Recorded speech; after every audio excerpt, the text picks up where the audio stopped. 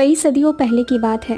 France में एक सुंदर राजकुमार अपने आलीशान महल में रहा करता था। उसे खुद को और अपने महल को सजाना काफी पसंद था, इसलिए वो गांव वालों से काफी ऊंची लगान वसूल करता था। वो अपने महल के दावतों में सिर्फ खूबसूरत लड़कियों को ही बुलाया करता था। उस राजकुमार को अपनी खूबसूरती और पैसों पर काफी घमंड था।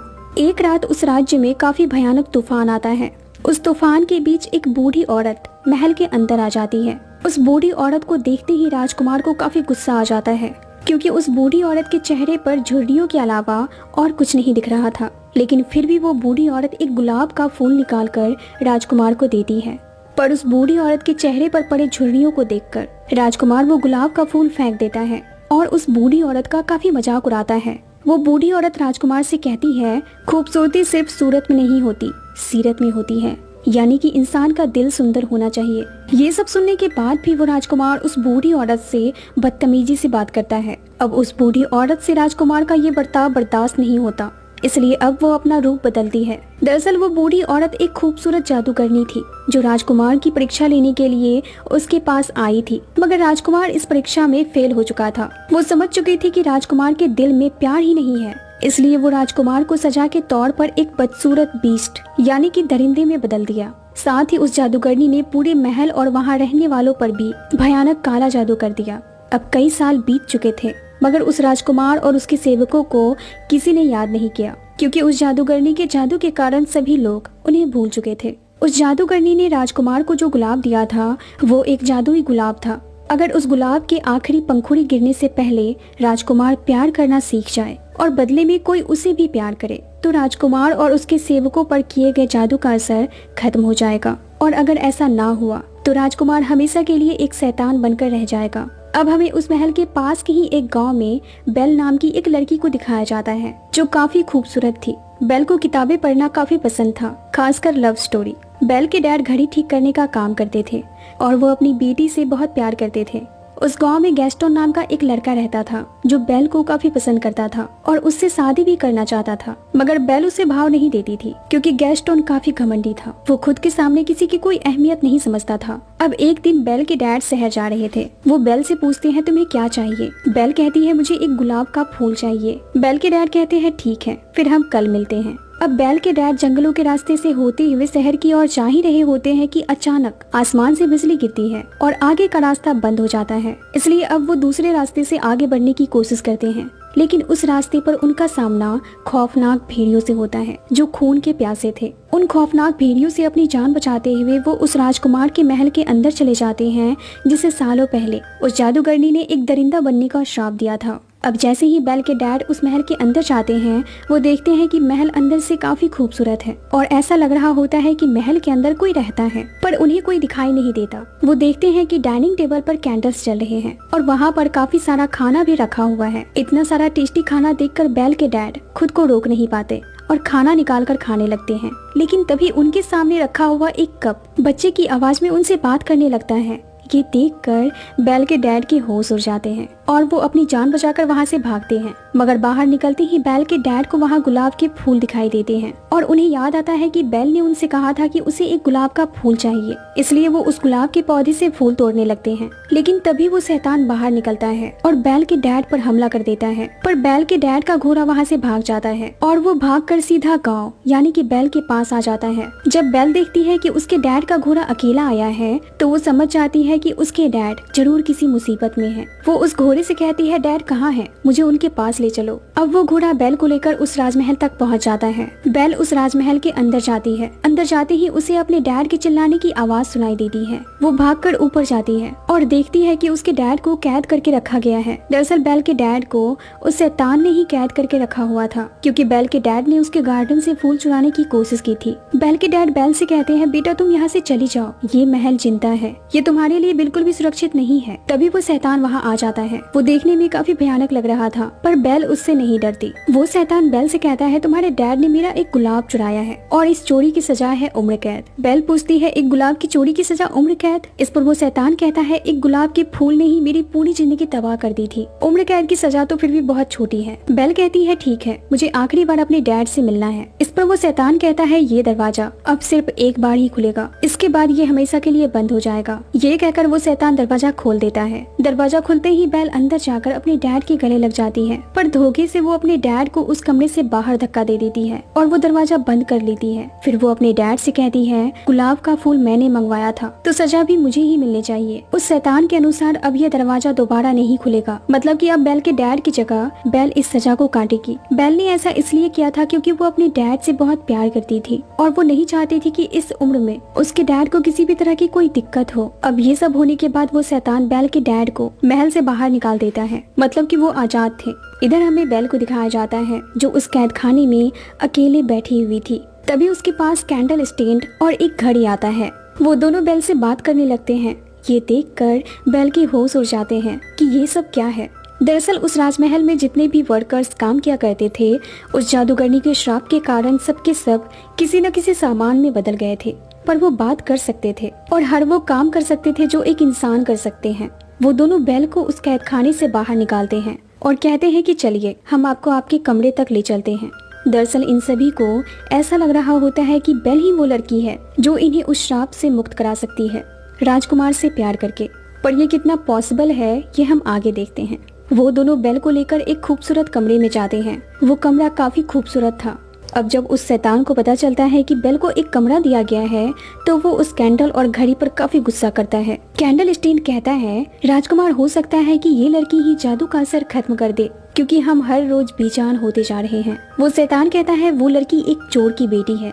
इस पर टी पॉट कहती है कि जरूरी नहीं है कि जैसा बाप हो बेटी भी वैसी ही हो, आपको कोशिश करनी चाहिए। सबके काफी रिक्वेस्ट करने पर वो शैतान मान जाता है क्योंकि उस राजमहल की आज जो भी हालत थी वो उस राजकुमार के कारण ही थी। अब वो शैतान बेल के पास जाता है और दरवाजे के बाहर से बेल से कहता है कि तुम मेरे साथ खाना खाओगी। ये सुनते ही बेल कहती है, क्या तुम पागल हो? पहले तुमने मेरे डैड को कैद किया, उसके बाद मुझे, और अब तुम मेरे साथ खाना खाना चाहते हो?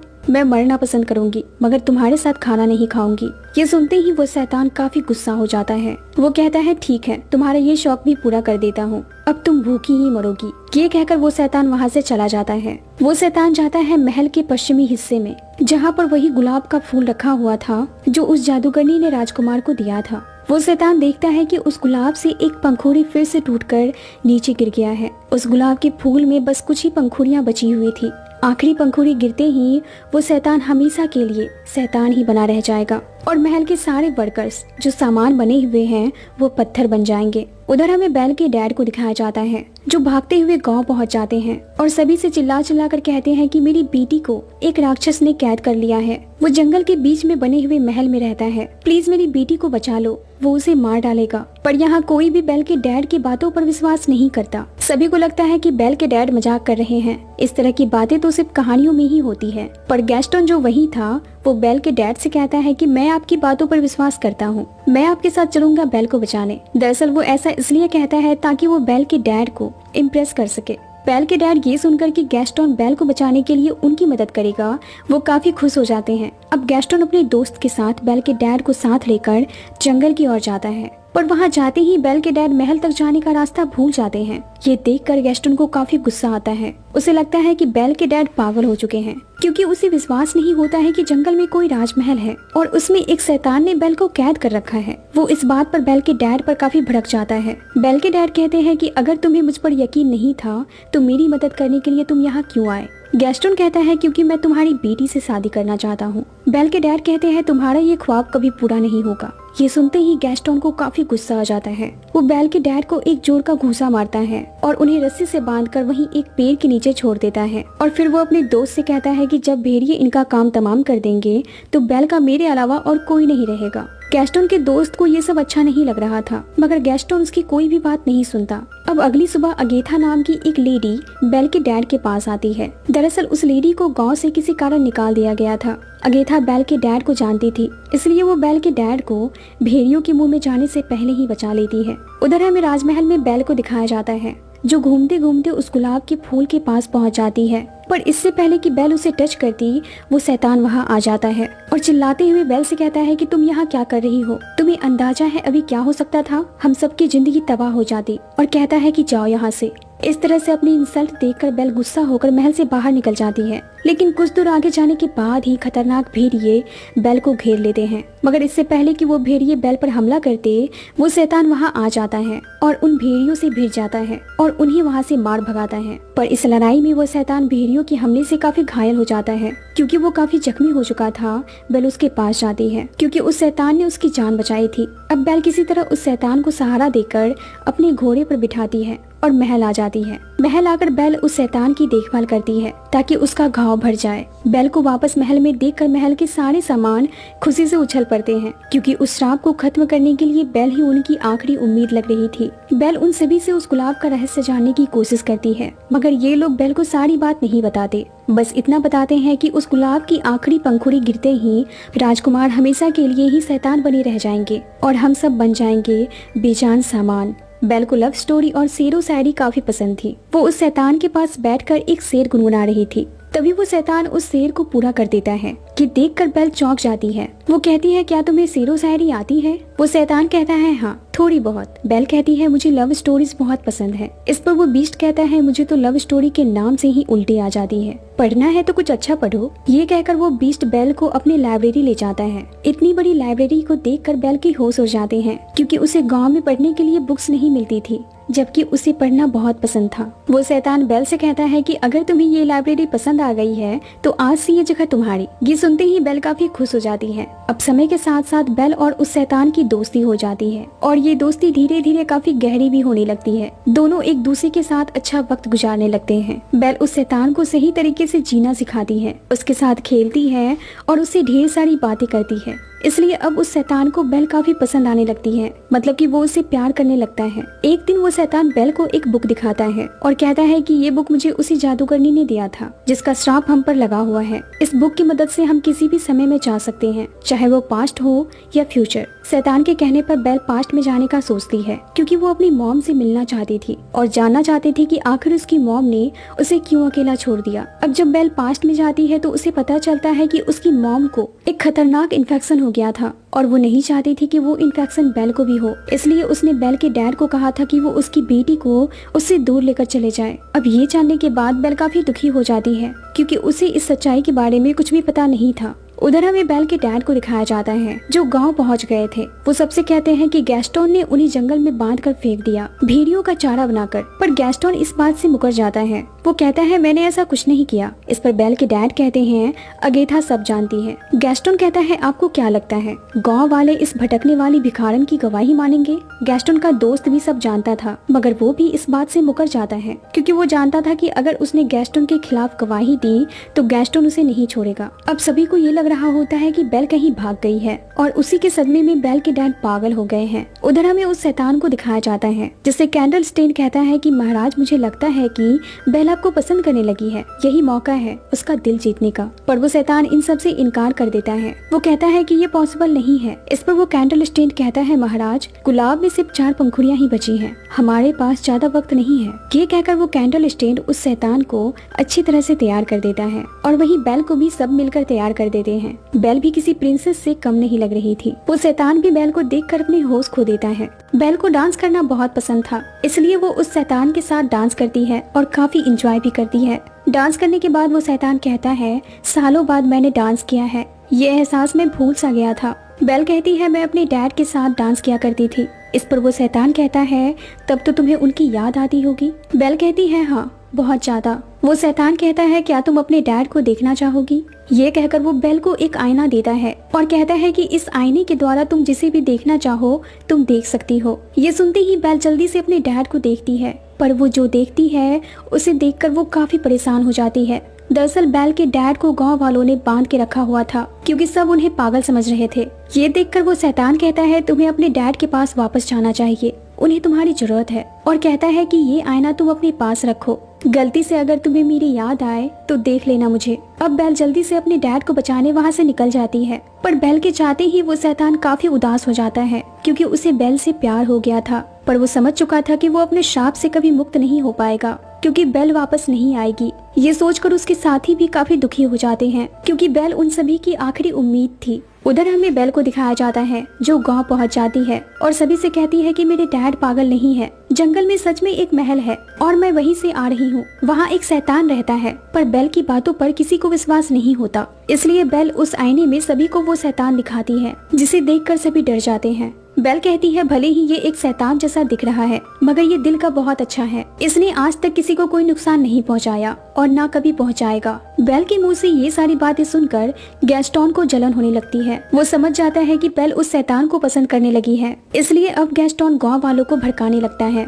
वो कहता है उस शैतान ने बेल पर भी काला जादू कर दिया है, ये भी अपने डैड की तरह पागलों जैसी बात कर रही है, इसलिए इसे भी इसके डैड के साथ कैद कर दो। इसके बाद गैस्टोन गांव वालों को उस शैतान के खिलाफ करने लगता है। वो कहता है हमें महल जाकर उस शैतान को खत्म कर देना चाहिए, इससे पहले कि वो हम सब पर हमला करके हमें मार डाले। गैस्टोन की बात सुनकर गांव वाले काफी डर जाते हैं और अब गांव वाले अपने हाथों में मसाल लेकर उस महल की ओर चल पड़ते हैं। महल पहुंचकर सभी गांव वाले महल के अंदर तोड़फोड़ करने लगते हैं, लेकिन वो ये देखकर हैरान हो जाते हैं कि महल की जितनी भी चीजें हैं वो इंसान की तरह बोल रहे हैं और उन पर हमला भी कर रहे हैं। ये देखकर सभी गांव वाले अपनी जान बचाकर वहाँ से भाग जाते हैं। उधर हमें उस शैतान को दिखाया जाता है जो काफी उदास था क्योंकि वो काफी अकेला हो गया था बेल के उसकी जिंदगी से चले जाने से। तभी वहाँ पर गैस्टोन आ जाता है। वो शैतान से कहता है कि तुम्हारी हालत देखकर लग रहा है कि तुम बेल से प्यार करते हो। तुमने ये सोचा भी कैसे कि वो तुमसे प्यार करेगी? उसने मुझे तुम्हें मारने के लिए यहाँ भेजा है। ये कहकर वो शैतान पर गोली चला देता है। गोली लगते ही वो शैतान नीचे गिर जाता है। अब इससे पहले कि गैस्टोन उस शैतान पर दूसरी गोली चलाकर उसे मार डालता, तभी वहाँ पर बेल आ जाती है और गैस्टोन से उसकी बंदूक लेने की कोशिश करती है। इसी दौरान गैस्टोन की बंदूक नीचे गिर जाती है। बेल को वहाँ देखकर वो शैतान काफी खुश हो जाता है। बेल उसे कहती है कि मैंने गाँव वालों को रोकने की बहुत कोशिश की मगर मैं नहीं रोक पाई। बेल को वहाँ देखकर उस शैतान के अंदर काफी हिम्मत आ जाती है, इसलिए अब वो गैस्टोन के पास जाता है और उसे अपने एक हाथ से उठाकर महल के किनारे लटका देता है। अपनी मौत को नजदीक देखकर गैस्टोन डर के मारे चिल्लाने लगता है। वो शैतान से कहता है कि प्लीज मुझे छोड़ना मत, तुम जो बोलोगे मैं वो करूँगा। वो शैतान भी उसे मारना नहीं चाहता था, इसलिए वो गैस्टोन को छोड़ देता है। इसके बाद वो शैतान बेल के पास जाता है, पर तभी पीछे से मौके का फायदा उठाकर गैस्टोन उस शैतान पर 2 गोलियां चला देता है। इससे वो शैतान बुरी तरह से जख्मी हो जाता है। पर गैस्टोन जिस सतह पर खड़ा था वो सतह अचानक टूट जाता है, जिसके साथ गैस्टोन नीचे गिरता है और वो मारा जाता है। उधर हमें उस शैतान को दिखाया जाता है जो अपनी जिंदगी की आखिरी सांसें ले रहा था। बेल कहती है अब मैं तुम्हें छोड़कर कभी नहीं जाऊंगी। इस पर शैतान कहता है अफसोस, मुझे जाना होगा, तुम्हें आखिरी बार देख लिया, बस इतना ही बहुत है। ये कहते ही गुलाब की आखिरी पंखुड़ी टूटकर नीचे गिर जाती है और वो आखिरी सांस लेता है। और वही महल के सारे सामान जो कुछ देर पहले तक बात कर रहे थे अब वो बेजान हो जाते हैं। मतलब कि उस जादूगरनी का दिया हुआ श्राप इन सभी के अस्तित्व को खत्म कर चुका था। अब बेल जैसे ही देखती है कि वो शैतान उसे छोड़कर जा चुका है तो वो काफी रोने लगती है और उससे कहती है कि तुम मुझे छोड़कर नहीं जा सकते, मैं तुमसे प्यार करती हूँ। तभी वहाँ पर अगेथा आ जाती है, वही औरत जिसे गाँव वाले पागल समझते थे, पर यहाँ सच्चाई कुछ और थी। दरअसल अगेथा वही जादूगरनी थी जिसने कई साल पहले राजकुमार को श्राप दिया था। अब जब अगेथा को पता चलता है कि बेल को उस शैतान से प्यार हो गया है तो वो अपने द्वारा दिए गए श्राप से उस शैतान को मुक्त कर देती है। वो एक खूबसूरत रोशनी क्रिएट करती है जिसके संपर्क में आने से वो शैतान एक खूबसूरत राजकुमार बन जाता है। ये देखकर बेल काफी खुश हो जाती है क्योंकि उसे उसके सपनों का राजकुमार मिल चुका था जिसे वो अक्सर लव स्टोरीज में ढूंढा करती थी। वहीं महल के सारे सामान भी अपने असली रूप में आ जाते हैं और अपने असली रूप को इतने सालों बाद फिर से पाकर वो अपनी खुशी को बयां नहीं कर पाते। अब गांव के सभी लोग उस जगमगाते हुए महल को देखने के लिए आते हैं। महल की रौनक देखकर किसी को अपनी आंखों पर भरोसा नहीं होता है कि वो सच में इतनी खूबसूरत महल को देख रहे हैं। अब बेल और वो राजकुमार लोगों के सामने आते हैं और अपने प्यार का इजहार करते हैं। इसी के साथ इस मूवी का द एंड होता है। सदियों पहले एक व्यापारी था, उसके 3 बेटे और 3 बेटियां थी। अपनी पत्नी के गुजर जाने के बाद उसने सोचा था कि वो अपने बच्चों को दुनिया भर की खुशियां लाकर देगा। उस व्यापारी के 3 जहाज थे जिन पर उसे बहुत नाज था। एक दिन की बात है, उन जहाजों पर बहुत सारे कीमती सामान थे। वो दूसरे शहर से अपने शहर आ रहे थे, पर रास्ते में ही वो तीनों जहाज एक खतरनाक तूफान की चपेट में आ गए और आखिर में तीनों जहाज समुद्र में डूब गए। जहाजों पर लदा खजाना भी समुद्र में डूब गया। अब इस हादसे के बाद उस व्यापारी को अपने आलीशान महल जैसे घर को छोड़कर अपने बच्चों के साथ गांव में जाकर रहना पड़ता है। सारे भाई बहनों में बेल सबसे ज्यादा अपने पिता की लाडली थी और काफी समझदार भी, इसलिए वो गांव में खुद को ढाल लेती है। मगर उसकी दोनों बहनें गांव में बिल्कुल भी सरवाइव नहीं कर पाती। अब एक दिन बेल के डैड घर आते हैं और अपने बच्चों को बताते हैं कि उनका एक शिप मिल गया है, वो सही सलामत है और उस पर रखा कीमती सामान भी सुरक्षित है, इसलिए अब हम जल्दी ही अपने घर वापस जाएंगे। ये सुनकर उस व्यापारी के सभी बच्चे काफी खुश हो जाते हैं, पर बेल उतनी खुश नहीं होती क्योंकि बेल को अब गांव में रहना अच्छा लगने लगा था। अब बेल की दोनों बहनें अपने पिता को एक शॉपिंग लिस्ट देती है क्योंकि उन्हें वापस शहर जाने की तैयारी करनी थी। बेल के डैड बेल से पूछते हैं तुम्हें क्या चाहिए। बेल कहती है मुझे बस एक गुलाब चाहिए क्योंकि वो मेरे गार्डन में नहीं है। अब वो व्यापारी अपने बेटे मैक्सिम के साथ शहर जाता है अपने घर और शिप को वापस लेने, पर शहर जाते ही उस व्यापारी को पता चलता है कि उसका बिजनेस पार्टनर, जो कि उसका एक अच्छा दोस्त भी हुआ करता था, उसने उसके साथ धोखा कर दिया, यानी कि उसने उसके घर और शिप को धोखे से अपने नाम कर लिया। ये सुनते ही मैक्सिम को उस बिजनेस पार्टनर पर काफी गुस्सा आ जाता है और वो उससे लड़ने लगता है, पर अपने पिता के कहने पर मैक्सिम उसे छोड़ देता है और वहाँ से चला जाता है। अब काफी देर हो जाने के बाद भी मैक्सिम जब वापस नहीं आता तो वो व्यापारी अपने बेटे को ढूंढने के लिए पास के ही एक बार में जाता है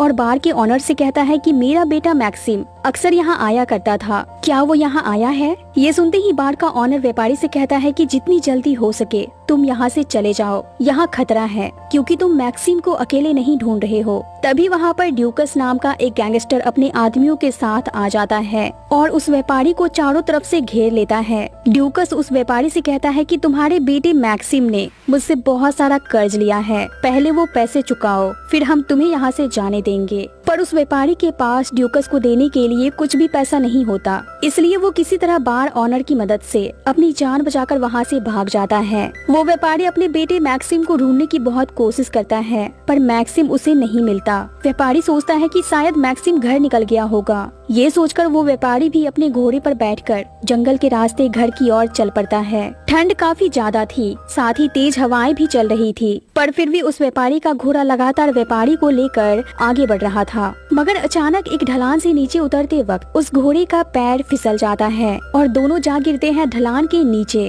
व्यापारी देखता है कि उसका घोड़ा बुरी तरह से जख्मी हो चुका है और उसे भी कुछ चोटें आई हैं। घना अंधेरा और बर्फीली हवाओं के बीच उस व्यापारी को कुछ भी साफ दिखाई नहीं दे रहा था और इसी दौरान वो व्यापारी एक खाई में गिर जाता है और बेहोश हो जाता है। कुछ देर बाद जब उस व्यापारी को होश आता है तो उसे सामने एक बड़ा महल दिखाई देता है। अब वो व्यापारी बिना रुके उस महल के अंदर चला जाता है और कहता है क्या यहाँ कोई है, मैं रास्ता भटक गया हूँ। पर उसे कोई भी जवाब नहीं मिलता। वो महल पूरी तरह से खंडर हो चुका था। पर वो व्यापारी जैसे ही महल के और अंदर जाता है उसे अपने सामने बहुत सारे लजीज खानों से भरा हुआ एक टेबल दिखाई देता है। अपने सामने इतने सारे लजीज खानों को देखकर वो व्यापारी खुद को कंट्रोल नहीं कर पाता और पेट भरकर खाना खाता है। तभी उस व्यापारी की नजर पास ही पड़े बहुत सारे कीमती सामानों पर पड़ती है। उन कीमती सामानों को देखकर वो व्यापारी जल्दी से उस लिस्ट को चेक करता है जो लिस्ट उसकी दोनों बेटियों ने उसे दिया था।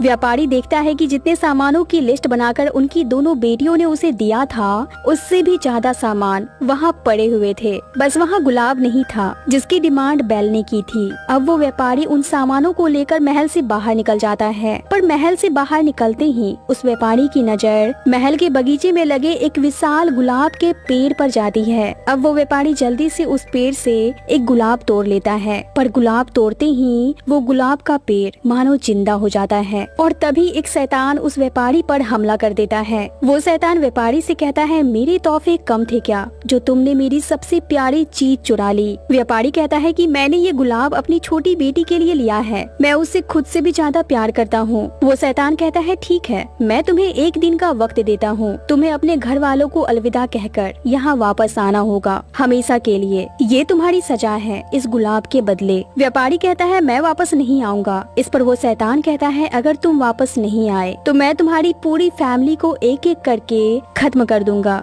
जब तुम वापस आओगे तो अपने घोड़े के कान में जिंदगी के नाम ये सीक्रेट वर्ड्स बोल देना, तुम्हारे लिए दरवाजा खुल जाएगा। अब कुछ देर बाद ही उस व्यापारी के बेटे उसे ढूंढ लेते हैं। व्यापारी घर जाते ही अपने बच्चों को सारी बात बता देता है। वो कहता है कि मुझे नहीं पता कि वो मेरे साथ क्या करेगा, पर उसने कहा है कि एक गुलाब के बदले एक जिंदगी, और अगर मैं वहाँ नहीं गया तो वो हम सबको मार डालेगा। ये सब सुनकर बेल अपने डैड से कहती है कि मेरे पैदा होते ही मेरी माँ चली गई और अब मैं आपकी मौत की वजह नहीं बनना चाहती। ये कहकर बेल अपने घोड़े पर बैठकर घर से निकल जाती है जंगल की ओर, और जंगल के बीच में पहुंचकर वो अपने घोड़े के कान में वही मैजिकल वर्ड्स बोलती है, और तभी अचानक जंगल के बीचों बीच एक रास्ता बन जाता है। उस रास्ते पर चलकर बेल पहुंच जाती है उस शैतान के महल तक। महल के अंदर जाते ही बेल को एक कमरे में खूबसूरत ड्रेस दिखाई देता है। बेल जैसे ही उस ड्रेस के पास जाती है तभी बेल की नजर उसके हाथों पर जाती है जिस पर बहुत सारे जख्म लग चुके थे। यहाँ आने के दौरान जंगल में अपने जख्मी हाथों को देखकर बेल पास में ही रखे पानी में अपने हाथ धोने लगती है, और बेल जैसे ही अपने हाथ उस पानी से बाहर निकालती है वो देखती है कि उसके हाथों के जख्म पूरी तरह से ठीक हो चुके हैं। दरअसल वो एक मैजिकल वाटर होता है। अब बेल वो ड्रेस पहनकर नीचे हॉल में आ जाती है जहाँ खाने का टेबल सजा था। तभी हम बेल के पीछे उस शैतान को देखते हैं। बेल बिना देखे उस शैतान से कहती है कि मैं यहाँ तुम्हारे पास अपने डैड के बदले आई हूँ। वो शैतान बेल को खाने के लिए कहता है। बेल कहती है अगर मुझे मरना ही है तो तुम मुझे अभी मार दो। इस पर वो शैतान कहता है तुम तो अपने डैड से भी ज्यादा बहादुर निकली। अब हर शाम 7 बजे तुम्हें मेरे साथ इस डाइनिंग टेबल पर बैठकर खाना खाना होगा। यहाँ से भागने के बारे में सोचना भी मत, क्योंकि ये जंगल तुम्हें भागने नहीं देगा। इसी दौरान बेल की नजर बर्तन पर बन रहे उस शैतान की परछाई पर जाती है, जिसे देखकर बेल डर जाती है क्योंकि वो शैतान काफी डरावना लग रहा था। पर जब तक बेल पीछे मुड़ती है वो शैतान वहाँ से गायब हो जाता है। अब रात में बेल जब सो रही होती है तो उसे उस शैतान के पास्ट लाइफ के सपने आते हैं। बेल सपने में देखती है कि इस महल का प्रिंस जो शिकार करके महल वापस आता है तो उसकी प्रिंसेस उसका वेलकम करती है। प्रिंस कहता है आज भी मुझे वो गोल्डन हिरन नहीं मिली। इस पर प्रिंसेस कहती है आपको उस गोल्डन हिरन का पीछा करना छोड़ देना चाहिए। प्रिंस कहता है नहीं, मैं सालों से उस हिरन का पीछा कर रहा हूँ क्योंकि मैं वो हिरन तुम्हें तोहफे में देना चाहता हूँ। दरअसल वहाँ के जंगल में एक खूबसूरत गोल्डन डियर होती है जिसको पकड़ने के लिए प्रिंस काफी समय से लगातार शिकार पर जा रहा था, पर काफी समय बीत गए लेकिन वो हिरन उसके हाथ नहीं आई। प्रिंसेस प्रिंस से कहती है कि उसे उस गोल्डन हिरन का पीछा करना छोड़ देना चाहिए क्योंकि जब भी वो हिरन को पकड़ने के लिए शिकार पर जाता है तो प्रिंसेस अकेली हो जाती है। ये सुनकर प्रिंस कहता है ठीक है, मैं वादा करता हूँ अब मैं उस गोल्डन हिरन का शिकार नहीं करूँगा। अब जैसे ही बेल की आँख खुलती है वो अपने सामने उस शैतान को देखती है जिसे देखकर बेल डर जाती है, पर तभी वो शैतान वहाँ से भाग जाता है। अब बेल की नजर पड़ती है एक नए ड्रेस पर जिसे पहनकर वो महल के जंगल में घूमने निकल जाती है। इसी दौरान बेल जंगल में एक खूबसूरत हिरन देखती है। बेल उसका पीछा करती है, पर कुछ दूर आगे जाने के बाद वो हिरन अचानक गायब हो जाती है। वो हिरन जिस जगह पर गायब होती है वहाँ पर वही बड़ा सा गुलाब का पेड़ होता है जिसे हमने मूवी की शुरुआत में देखा था। बेल जैसे ही उस पेड़ के करीब जाती है उसे उस महल की प्रिंसेस की स्टैचू दिखाई देती है जिसे उसने अपने सपने में देखा था। अब सीन शिफ्ट होता है और हमें बेल को दिखाया जाता है जो डाइनिंग टेबल पर बैठी हुई होती है क्योंकि उस शैतान ने कहा था कि शाम 7 बजे तक उसे यहाँ आ जाना है। वो शैतान बेल के सामने ही होता है।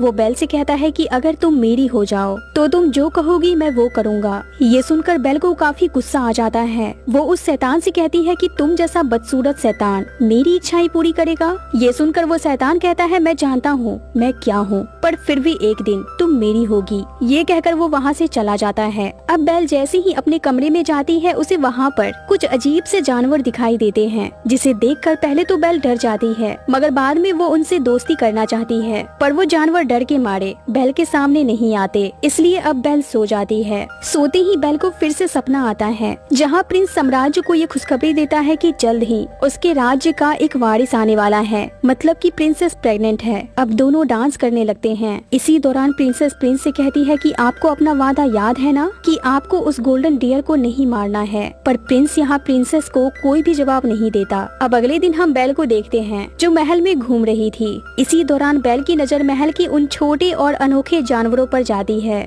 बेल छुपकर उन जानवरों को देखने लगती है, पर जैसे ही वो उन जानवरों के सामने आती है वो सारे जानवर बेल से डरकर वहाँ से भाग जाते हैं। अब बेल फिर से 7 बजे डाइनिंग टेबल पर होती है और वो उस शैतान से कहती है कि मुझे कुछ समय के लिए अपने घर जाना है, इसके बदले मैं तुम्हारे साथ डांस करूंगी। अब दोनों डांस करने लगते हैं। इसी दौरान वो शैतान बेल से कहता है, क्या तुम मुझसे प्यार करोगी? ये सुनते ही बेल उस शैतान से दूर हो जाती है और कहती है कि मैंने अपना वादा पूरा किया, अब तुम अपना वादा पूरा करो। वो शैतान कहता है, किसी को वादा किए बहुत वक्त हो गया है। ये सुनते ही बेल को काफी गुस्सा आ जाता है। वो उस शैतान से कहती है, तुम एक राजकुमार के कपड़े पहनते हो, इसलिए मुझे लगा था कि तुम अच्छे हो, पर मैं गलत थी। तुम एक बेरहम भद्दे शैतान हो, तुम कुछ भी कर लो, मुझे तुमसे हमेशा नफरत रहेगी। बेल की ये बातें सुनकर उस शैतान को काफी बुरा लगता है, इसलिए वो गुस्से में वहाँ से चला जाता है। वो जंगल जाता है और वहाँ से एक भालू का शिकार करता है। इसी दौरान हम प्रिंसेस के स्टैचू को देखते हैं जिसकी आंखों से आंसू निकल रहे थे। अब वो शैतान उस भालू को लेकर महल में आ जाता है और उसे खाने लगता है। बेल जो उस शैतान का पीछा करते हुए वहाँ आ चुकी थी, वो उस शैतान के इस रूप को देखकर काफी डर जाती है और डर के मारे वो वहाँ से भागने लगती है। भागते भागते बेल जंगल में चली जाती है। वो शैतान भी बेल के पीछे ही होता है, पर भागते हुए बेल अचानक बर्फ के परत पर गिर जाती है और तभी बर्फ के परत के टूटने से बेल बर्फ के ठंडे पानी में डूबने लगती है। पर समय रहते वो शैतान बेल को बचा लेता है। अब बेल को जब होश आता है तो वो खुद को महल में पाती है और वो शैतान उसके सामने ही बैठा हुआ होता है। वो बेल से कहता है कि मैं आखिरी बार तुम्हें अपने परिवार से मिलने की इजाजत देता हूँ, सिर्फ एक दिन के लिए। ये सुनते ही बेल काफी खुश हो जाती है। वो शैतान बेल को मैजिकल वाटर देता है और कहता है कि तुम्हें अगर किसी भी तरह की चोट आए या कोई भी दिक्कत हो तो ये मैजिकल वाटर सब ठीक कर देगा, और याद रखना तुम्हें वापस आना ही होगा, वरना मैं मर जाऊंगा। और यहाँ बेल को एहसास होता है कि वो शैतान सच में उसे पसंद करने लगा है और वो दिल का भी अच्छा है। अब बेल बिना रुके जल्दी से अपने घर जाती है और वहाँ जाकर बेल को पता चलता है कि जब से वो घर छोड़कर गई है तब से उसके डैड बीमार हैं और बिस्तर से उठे ही नहीं। ये सुनते ही बेल भागकर जाती है अपने डैड से मिलने।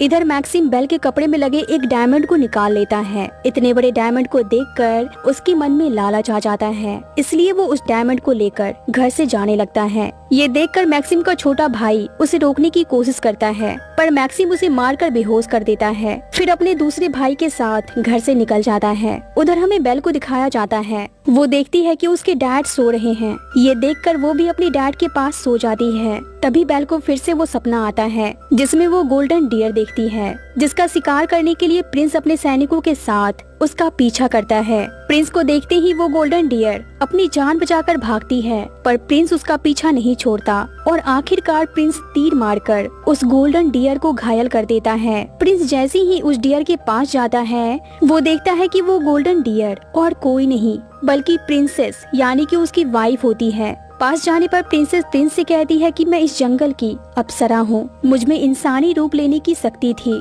मैं आपको पसंद करने लगी थी, इसलिए रूप बदलकर मैंने आपसे शादी कर ली। ये सब देखकर जंगल के राजा प्रिंसेस जिसकी बेटी थी वो राजकुमार को श्राप देता है। वो कहता है कि मेरी बेटी को मारने वाले मैं तुम्हें शैतान बनने का श्राप देता हूँ, और ये श्राप तब खत्म होगा जब कोई लड़की सच में तुमसे प्यार करेगी। उधर हमें मैक्सिम को दिखाया जाता है जो गैंगस्टर ड्यूकस से मिलने जाता है। वो ड्यूकस को वो कीमती हीरा दिखाता है और कहता है कि ये कीमती हीरा मुझे एक गुप्त महल से मिला है, अगर तुम चाहो तो मैं तुम्हें वहाँ ले जा सकता हूँ, वहाँ बहुत सारा खजाना है, पर इसके बदले तुम्हें मेरा सारा कर्ज माफ करना होगा। ड्यूकस मान जाता है। उधर बेल नींद से जाग जाती है और वो देखती है कि उसके डैड की तबीयत काफी खराब है, इसलिए वो जल्दी से उस शैतान के द्वारा दिए गए मैजिकल वाटर को अपने डैड को पिलाती है और उस मैजिकल वाटर को पीते ही बेल के डैड ठीक हो जाते हैं। उधर मैक्सिम ड्यूकस और उसके आदमियों को लेकर महल तक पहुंच जाता है। ड्यूकस के साथ उसकी गर्लफ्रेंड एस्ट्रिड भी होती है। अब ये सभी चारों तरफ फैल जाते हैं। खजाना ढूंढने के लिए। इसी दौरान एस्ट्रिड को प्रिंसेस की आवाज सुनाई देती है। एस्ट्रिड उस आवाज का पीछा करते हुए उसी गुलाब के पेड़ के पास पहुंच जाती है जहां प्रिंसेस की बॉडी थी स्टैचू के रूप में। वहां एस्ट्रिड की नजर उस तीर पर जाती है जो प्रिंसेस के सीने में लगी थी। वो तीर सोने की थी जिसे एस्ट्रिड निकाल लेती है और ड्यूकस के पास आ जाती है। एस्ट्रिड ड्यूकस से कहती है कि ये एक जादुई तीर है, इससे हम वो सब पा सकते हैं जो हमें चाहिए, इसलिए हमें यहाँ से निकलना होगा, वरना ज्यादा लालच हमारे लिए खतरनाक साबित हो सकती है। पर ड्यूकस उसकी एक भी नहीं सुनता और महल के दरवाजे को तोड़कर अंदर चला जाता है और वहाँ सब मिलकर लूटपाट करने लगते हैं, साथ ही महल के सामानों को तोड़ने लगते हैं। ये सब वो शैतान छुपकर देख रहा होता है। उधर बेल जैसे ही महल जाने के लिए तैयार होती है, बेल का छोटा भाई बेल से कहता है कि मैक्सिम तुम्हारा घोड़ा लेकर चला गया है। बेल के पास बहुत कम समय था, इसलिए वो अपने छोटे भाई के साथ महल के लिए निकल पड़ती है। पर जंगल के अंदर जाते ही बेल रास्ता भूल जाती है। वो झाड़ियों के बीच से आगे बढ़ने की कोशिश करती है, पर वो उन झाड़ियों में फंस जाती है। अब बेल जंगल के देवता से मदद मांगती है और तभी जंगल के देवता बेल के लिए रास्ता बना देते हैं महल तक जाने के लिए। उधर वो शैतान जंगल के सभी पेड़ पौधों को जिंदा कर देता है। वो सारे पेड़ पौधे मॉन्स्टर जैसे लग रहे थे। अब वो सारे मॉन्स्टर ड्यूकस और उसके आदमियों पर हमला कर देते हैं और एक एक करके सभी को मारने लगते हैं। अब आखिर में जैसे ही वो शैतान ड्यूकस को मारने के लिए आगे बढ़ता है, तभी वहाँ पर बेल आ जाती है और कहती है प्लीज ऐसा मत करो, इसे जाने दो और मेरे भाइयों को भी। पर इसी दौरान मौका देखकर ड्यूकस वो गोल्डन तीर उस शैतान के सीने में घुसा देता है। उस तीर के लगते ही वो शैतान नीचे जमीन पर गिर जाता है। अब बेल अपने भाइयों की मदद से उस शैतान को उठाकर महल के अंदर ले जाती है। वहीं बाहर से जंगलों की जड़ें इनका पीछा करने लगती है इन सभी को मारने के लिए। वहीं महल के अंदर पहुंचते ही बेल अपने भाइयों को उस शैतान को मैजिकल वाटर में डालने के लिए कहती है। मैजिकल वाटर में डालती ही उस शैतान को होश आ जाता है। वहीं अब बेल के तीनों भाई उन जड़ों से लड़ने लगते हैं। बाहर वो जड़ें ड्यूकस पर हमला कर देती है और उसे जिंदा ही निगल जाती है। इधर बेल उस शैतान को एक टक देख रही होती है। तभी वो शैतान बेल से कहता है कि बेल, क्या ऐसा हो सकता है कि तुम थोड़ी हिम्मत दिखाकर या फिर रहम खाकर एक दिन मुझसे प्यार करोगी? शैतान की ये बातें सुनकर बेल की आंखों से आंसू गिर जाते हैं और उस मैजिकल वाटर में मिल जाते हैं। दरअसल बेल को भी उस शैतान से प्यार हो गया था। अब बेल के सच्चे प्यार के आंसू उस मैजिकल वाटर में मिलते ही वो शैतान फिर से राजकुमार में बदल जाता है। प्रेजेंट में हमें उस लेडी को दिखाया जाता है जो अपने दोनों बच्चों को कहानी खत्म होने के बाद सोने के लिए कहती है और हम यहाँ देखते हैं कि वो लेडी कोई और नहीं बल्कि बेल ही है और वो दोनों बच्चे उसके और राजकुमार के ही हैं। बेल अब राजकुमार के साथ गांव वाले घर में शिफ्ट हो गई है और यहाँ दोनों फूलों की खेती करते हैं और अपनी जिंदगी बहुत अच्छी तरह से जी रहे होते हैं। बेल के डैड भी बेल के साथ ही रहते हैं। बेल के दोनों बहनों की शादी अच्छे घराने में हो चुकी है और उसके तीनों भाई एक अच्छे व्यापारी बन चुके हैं। इसी के साथ इस मूवी का द एंड होता है।